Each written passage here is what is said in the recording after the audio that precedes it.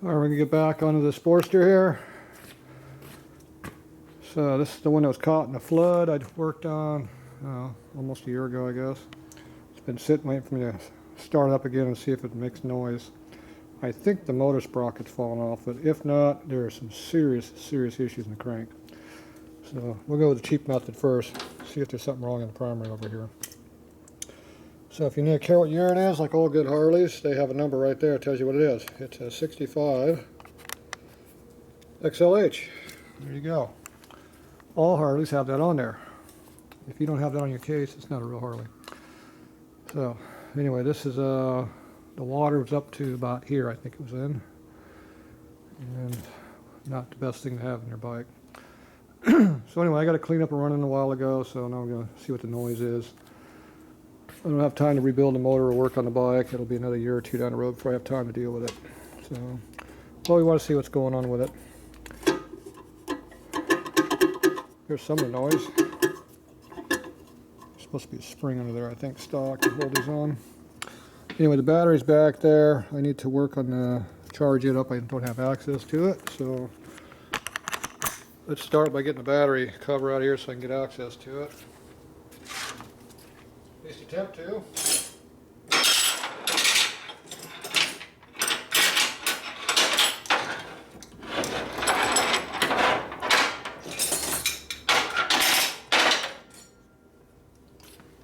If you don't have a Phillips screwdriver, use a big medium screwdriver works too.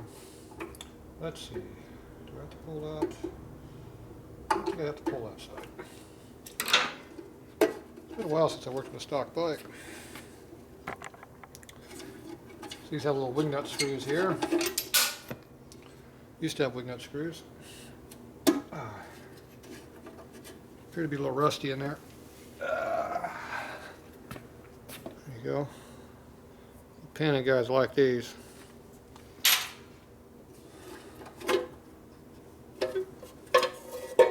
Oh, there's a battery.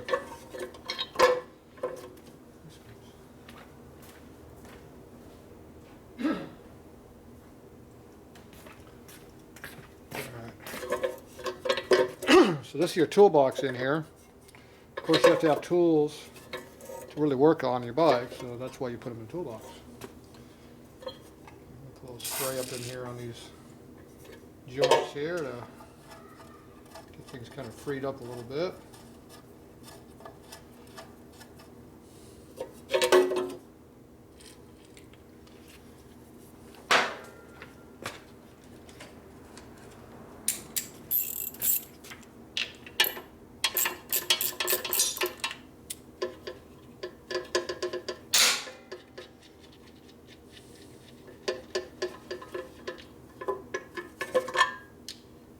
Go.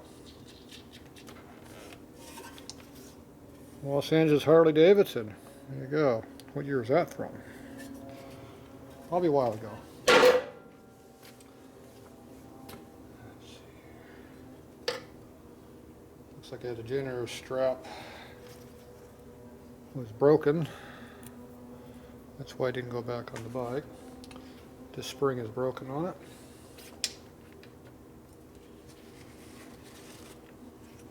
Assuming there's oil leakage or something, why that's like that in there. Okay, now I have access to the battery, at least the negative side of it. This is not the original battery in the bike. Appears to have acid in it, so that's a good sign.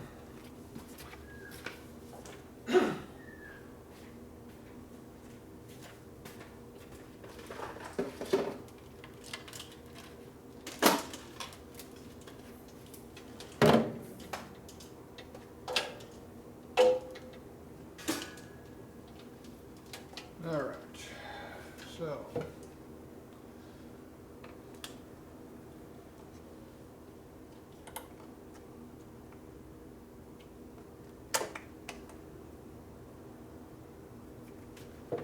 access is kind of hard to get to on it.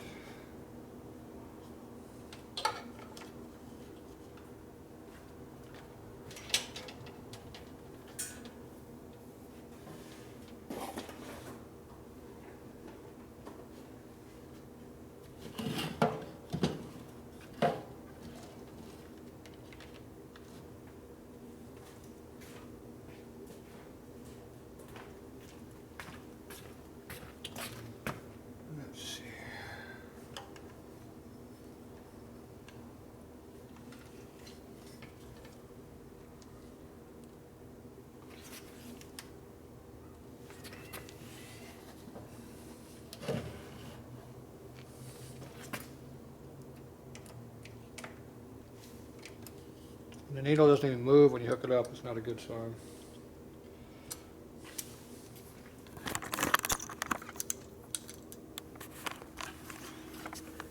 There's our charge needle. It's not moving over there. So, here's your acid level. So you can see how the acid's low, but it's in there. This cell here, it's up here. And the end cell I can't see. It looks like it's got acid in it. So when you got acid in the battery, that's a good sign. When there's no acid in it, that's not a very good sign. Obviously it's discharged all the way down.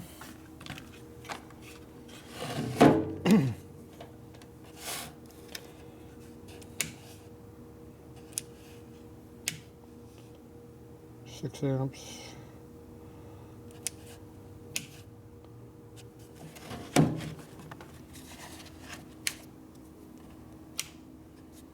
At least the needle's moving. That's a plus.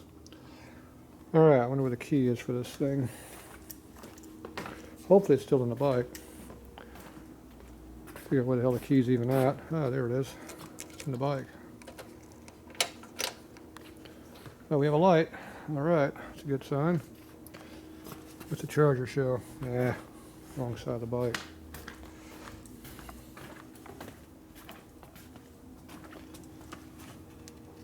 Okay, it's taking a charge there.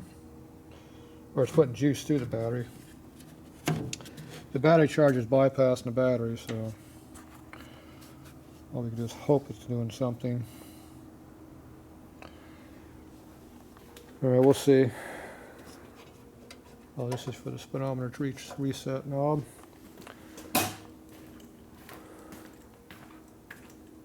Alright, so turn off the ignition switch there.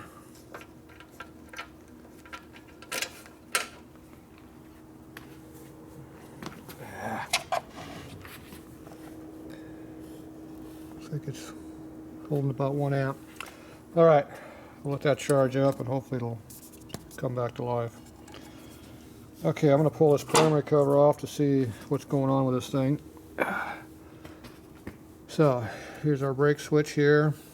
Take that bolt off, it'll come out.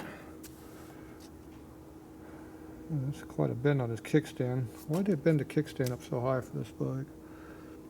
There's no return spring either. I don't know. Looks like something needs work. We got a center stand on the bike, which is nice. We're using it.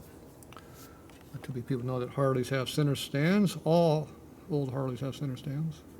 Or rear stand. Excuse me. Swing arm bikes have center stands, and real Harleys, the rigid frames over there, they have rear stands. It comes off the back of the frame that way. And the really weird bikes have front stands. Okay, so I'm going to go pull the switch off right here. We'll pull out the pinch bolt here. This lever should come off. Then I got access to get the foot peg off here. The kickstand does not have to come off. And then we can take the primary cover off. And someone asked what year the Sportster cam or primary covers are on. It's called from 57 to 66 had that cover. That's who had it. Only on your XLs, XLHs. XLCHs had 10 primary covers on. There you go.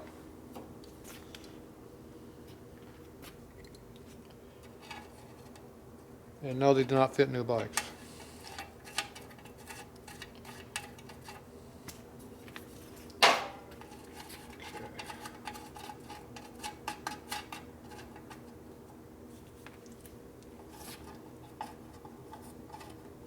Breaking the rust in on the screws here. What are they looking at me for? I don't want to be looked at. Okay, this stuff's all pretty rusty from obviously inclement weather.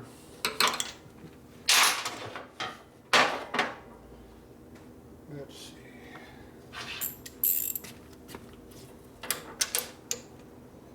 Oh.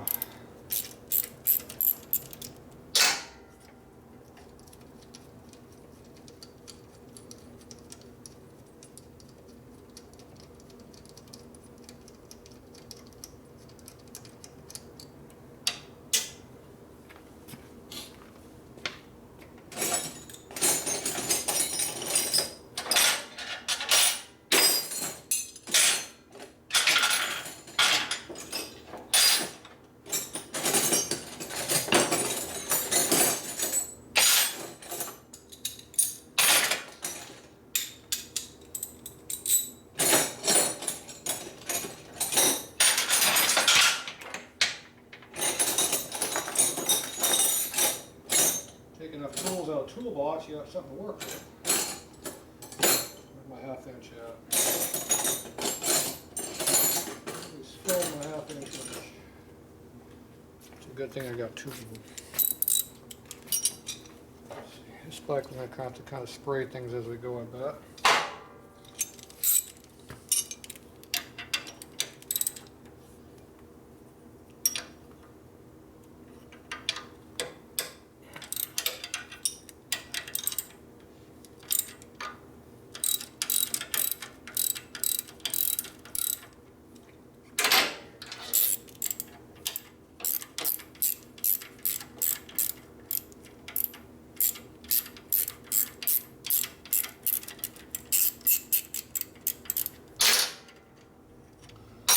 This one, the bolt does come from the bottom. That's how it has to go.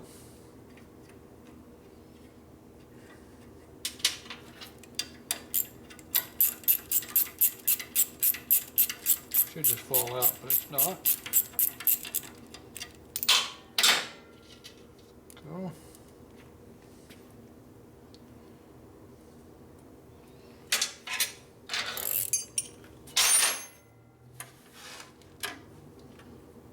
Now we're going to try to get this off of here.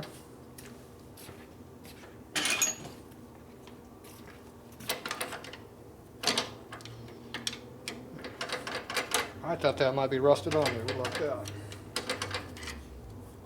There's a spring back here that holds things on. Now if you can pick the spring up, we'll take the lever off, or the pressure off of it. There you go.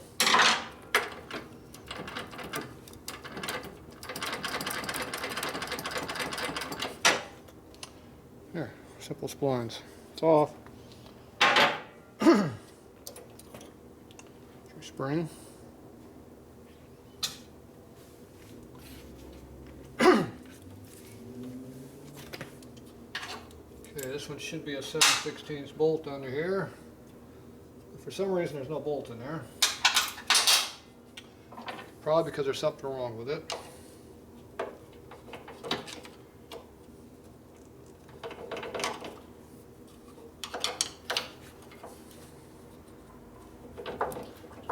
Not coming off either.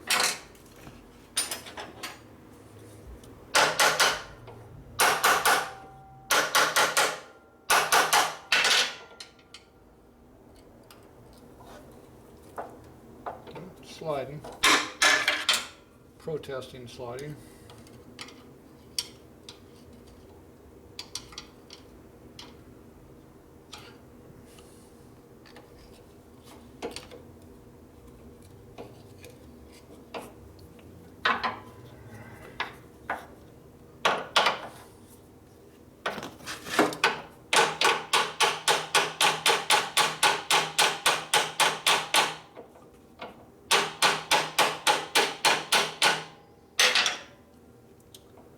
Exactly the preferred method for getting that off.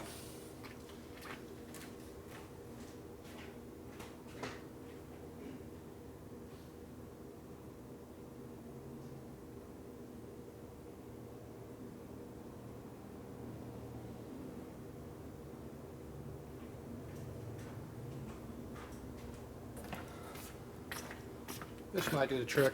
The old tire iron. This is the truck size tire iron. We got that to get more length, more leverage. Notice I didn't have my fingers behind it.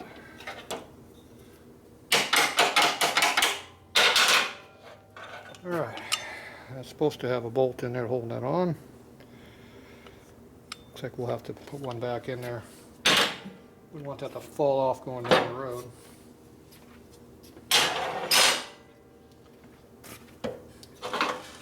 Okay, everything's out of the way. Pull this thing off and see what's going on in here. So that's 3 screws, one here, and one in the middle.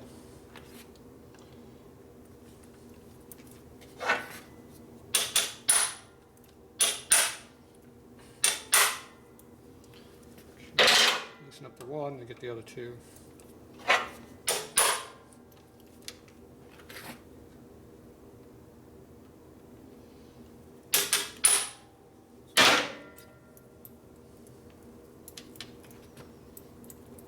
Looks like they put silicone underneath the heads to seal it up, I guess. That means everything's full of silicone, so you have to blow the case out. If you don't, silicone gets behind it, it'll blow the case apart. It's called hydraulicking. Split it wide open. That's why I don't like doing that. When you do it, don't screw this, don't put silicone over all the threads, just put it right along the head of the bolt. And maybe a little bit up the shank, but that's it. No extra. Then you have to worry about it breaking the case later. So this is going to have a bunch of oil in here. Probably going to make a mess right here. Oh well. See what happens. Hear it breaking free.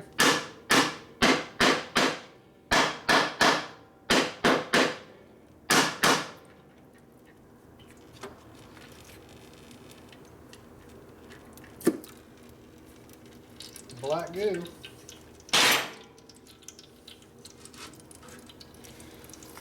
No water coming with that yet. That's a good sign. The water would have been on the bottom, in case you didn't know oil floats on water.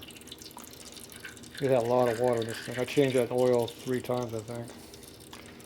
Of course, I used tranny oil, or used whatever. I used whatever oil I had. I think it's diesel oil. That's why it's so black.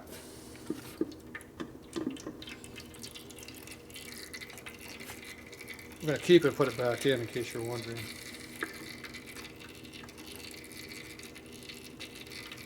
Don't want to waste any of it.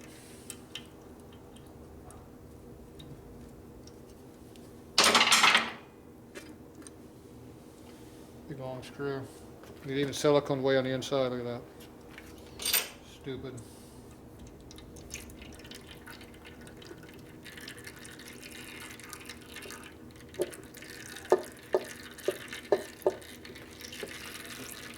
Gasket. Yep. Free up.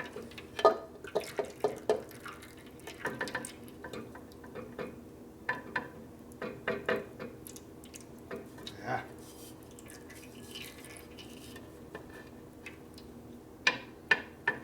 About that much the gasket won't let go.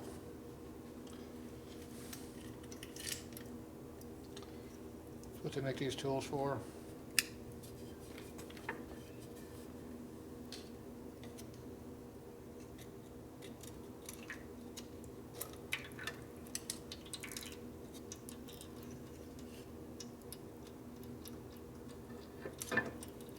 Yeah.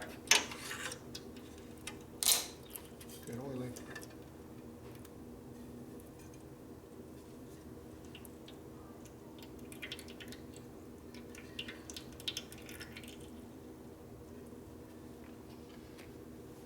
There you go. We'll reuse that gasket too.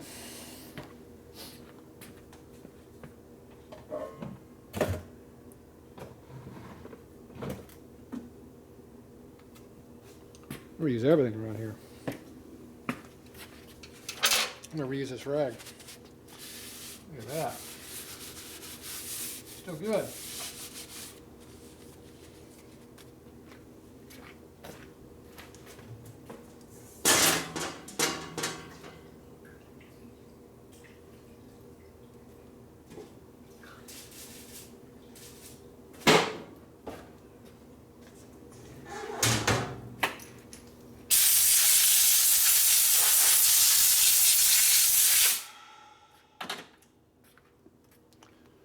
Oh, my stainless knife won't rust now. Alright, so right off the bat I do not see the chain shoe is loose or broken. The motor sprocket now appears to be on there, but we don't know how tight yet. And the clutch appears to be on there, but we don't know how tight yet. These are all things we need to know before we see what's wrong with this motor. So let's see what we find. That appears to be good. Chain's really, really tight. That's bad. I think that moved a little bit. And that's tight. But the motor's not moving. Crank's not going in and out. That's a good sign. So, primary chain is definitely way tight. That is not good. Is that because it's rusted up or because something else is wrong? Okay, I'll go ahead and pull the spark plugs out. I'm going to kick it through a few times to see if the chain loosens up any.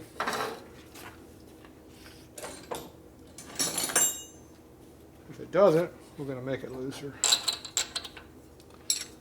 Now that tight chain, I don't think is what's causing all the noise, because it's a lot of noise. It don't sound like a tight chain.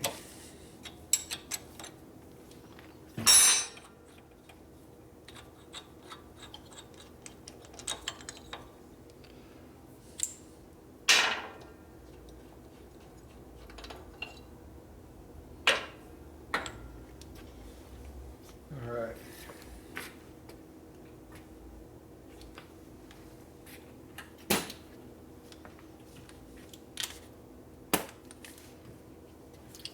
Let's see how tight this sprocket is first thing.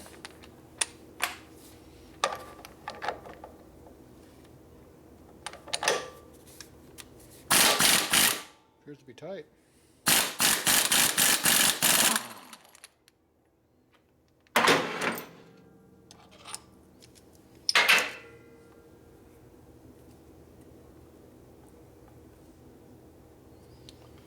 All looks good. Don't see no broken parts.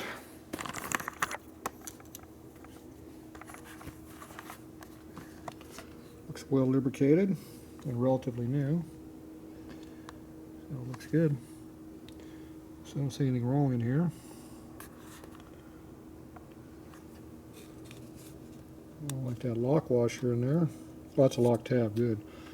Jeez, there's a lock washer, it's breaking. Bolts appear to be tight. Case has been broken before. Looks like it should in there.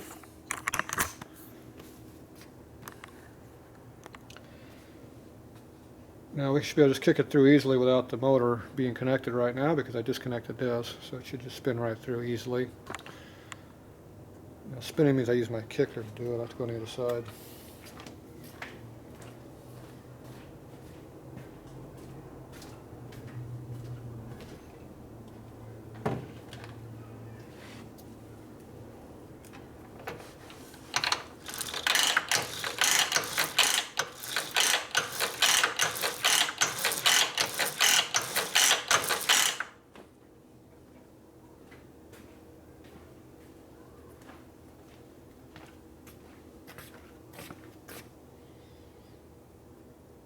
Appears to be very tight. Way tighter than it should be. So that should have loosened up by doing that, so it's obviously too tight. Alright, so that's not a good sign.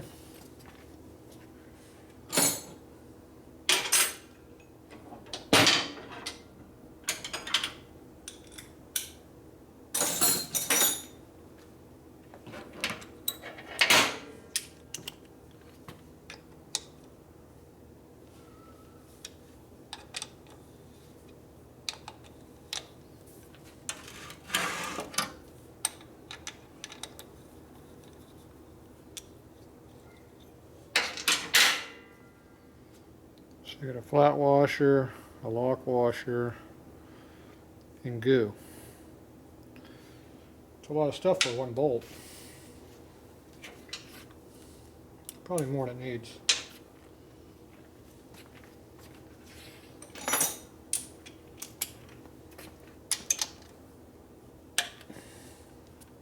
Yeah, it's adequately torqued.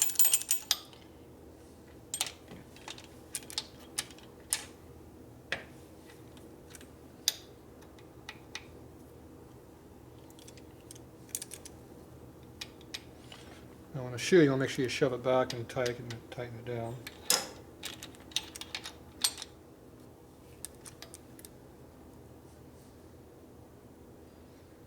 We have a little clearance in there now.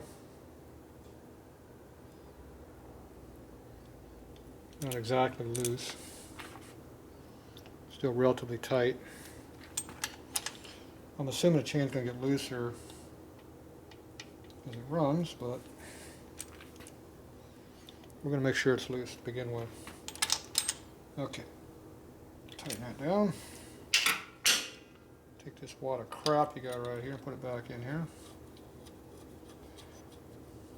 Yeah.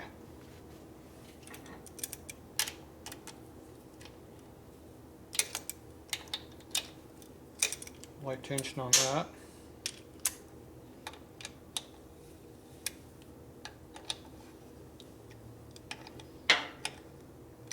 Light tension there, make sure it didn't tighten up on you too bad.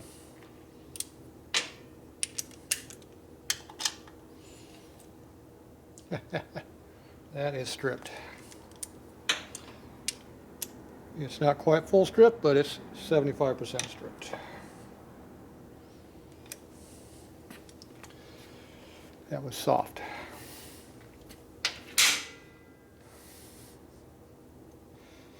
Probably was held on with glue. Alright, so now we got a little primary tension in there. So I'm going to put this back on. Now this bike's not going to be ridden, so I'm not worried about the screw right now. It does have a little torque on it, so it won't fall out while it's running. But if you start riding on it, you'll have a problem. But like I said, this thing has a bad motor in it, so it shouldn't be ridden.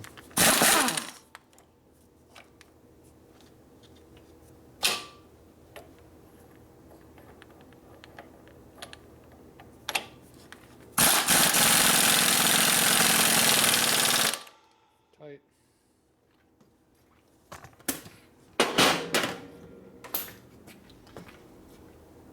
Alright. Still there. Good.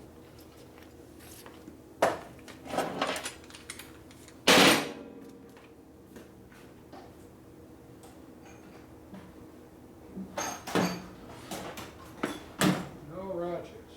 Nice.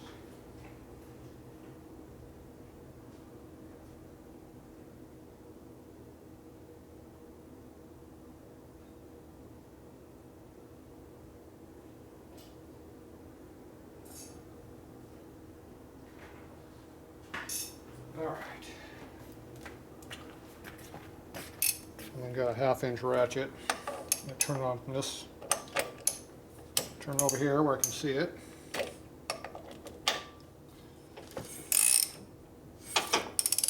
Hear that noise?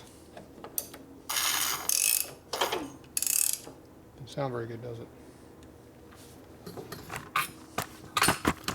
That's the noise we're hearing. So you can hear it.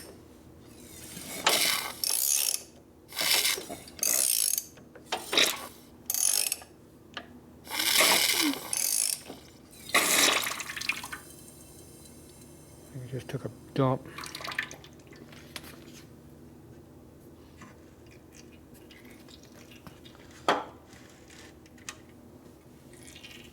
It's taking a dump over there on the other side of the bike.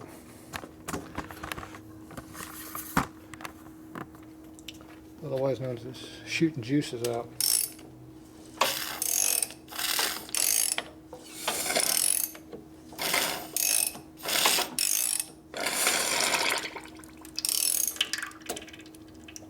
See?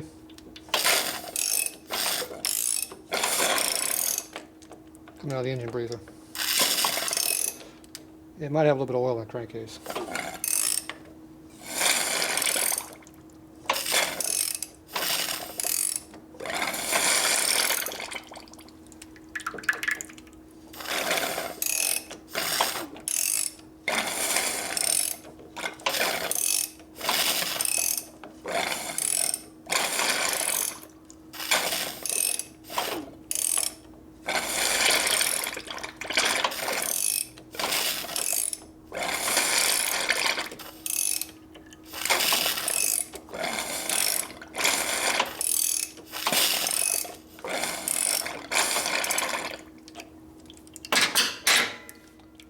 Alright.